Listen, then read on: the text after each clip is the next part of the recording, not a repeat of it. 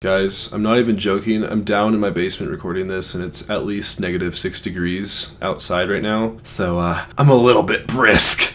But anyway, guys, hello. Welcome back to another Story Saturday. Sorry about the lateness of this. This is Funny Childhood Stories Part 2. My last one I did actually did really well, so I do thank you guys for making that such a success.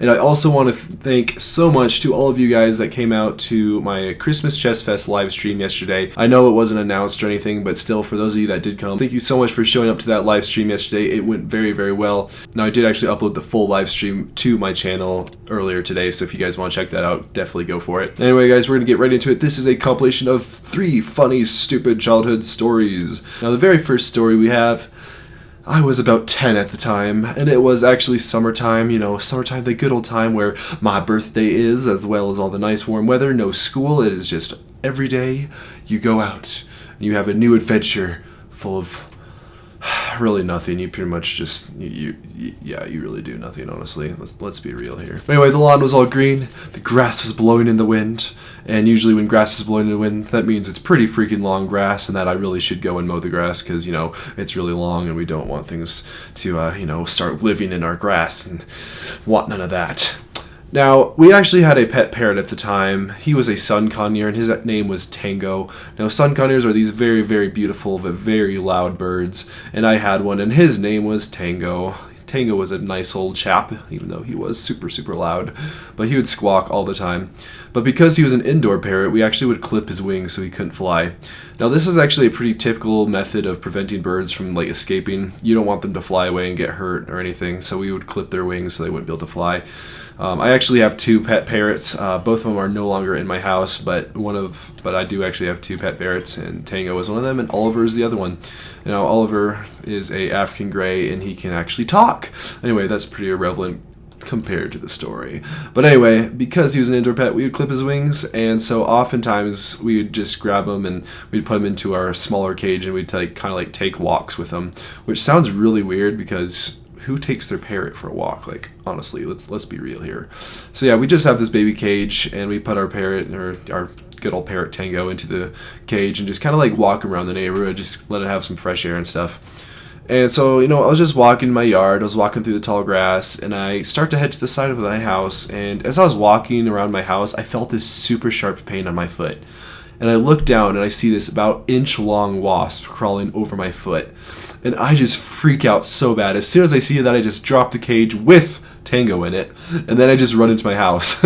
So I was bawling my eyes out, and poor little Tango is just outside with this freaking wasp. Now, the wasp actually did fly away, but who knows what Tango had to go through as I accidentally dropped him. Oh, man. Poor little bird. So sad. But yes, I went into my house. I was bawling my eyes out. I had to have my brother go out and rescue Tango because he was just really confused, and I was being a little scrub and dropped him, and just all the good things that owners do. And my mom was comforting me. She's looking for a stinger, but since it's a wasp, they don't leave behind a stinger, so it was just oh, all right, sounds good then. Thanks, Mom, for your help. I'm just gonna go and whine and complain to myself in my room. Now, guys, this is the second story. This one was also in the summertime. My 2 older brothers and my oldest brother's friend actually thought it would be a great idea to play airsoft in my backyard, which it's not too good of an idea. So we have a pretty small yard. It's about 40 by 50 feet or so. It's pretty small, and we actually do live on a hill. And at the bottom of the hill, we have a walking path with a fence in it. And across from the path and of our house, there's actually an apartment complex. And obviously, it's just not good to play airsoft when you're with so many buildings all around. It's just definitely not a good idea. But, regardless, we were all really psyched to play airsoft, and even though we're kind of stupid for playing it so close to our house and our other buildings, we were really happy. We were just, so psyched. So my brother's friend grabbed his AK-47 airsoft gun, and he gave my older brothers submachine guns, and because I'm me, I got my good old spring pistol, just my spring airsoft gun. Yep, pretty much one of the worst guns you can possibly get, but, I wanted to be cool, I wanted to fit in, and I wanted to play with the big kids, so I decided to play regardless. Now, I never really played airsoft before, so I didn't really know how much it was going to hurt. So we were just okay, let's go play. Make sure that you guys have protection because you don't want to get hurt. So the only protection I had was a Jango Fett Halloween costume. And with this costume was a full, basically, onesie that I had with a Jango Fett plastic mask. And I'm pretty sure that doesn't stop a pellet Fortunately, I didn't get shot in the face. That's always a good thing. But surprisingly, nothing actually went wrong. And I was basically camping in the corner of my yard the entire time, just trying to shoot my brothers. And honestly, I didn't even get hit. But I was really bored, honestly, because it was like, I'm not really doing anything. I'm just camping, so I'm just going to go in the house. So I'm heading back up to the house. I'm going up the hill, and I decided to go look at my brothers and their friends just playing airsoft one more time. And as soon as I turn around, a stray BB from my brother's friend's AK-47 hits me right in the throat. It hit me right in the throat, and I just was so surprised. I just turn around and I just start crying like a little scrub I am. But honestly, it hurt. Like, airsoft does hurt quite a bit, but it's still fun. And I don't play it very much anymore. I have a lot of really good and professional guns. I just don't play the game anymore. I don't know. I just have to find some people to play with and a place to play with, I suppose. Now, this is the last story. This was probably the most stupid thing that you guys will hear in this video. Like, this was beyond stupid. So, on the same side of the house where I actually got stung the first time was this huge wasp nest. Now, this wasp nest was actually in the siding of our house, so it was like you can't see the paper of the wasp nest. You can only see that there's wasps like going in and out of the house. Now, this wasp nest was actually, in the siding of the house, so you can't see it, but you can see all the wasps and everything. And we're like, we have a fantastic game we should play. Now, I was with my older brothers and my 2 other friends, and they were my friends. They were mostly my older brother's friends, but we decided that it would be a wonderful game to play where you would try not to get stung.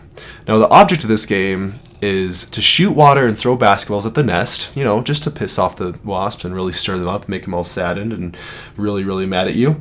And then you'd continuously run underneath the nest and try to dodge the diving wasps.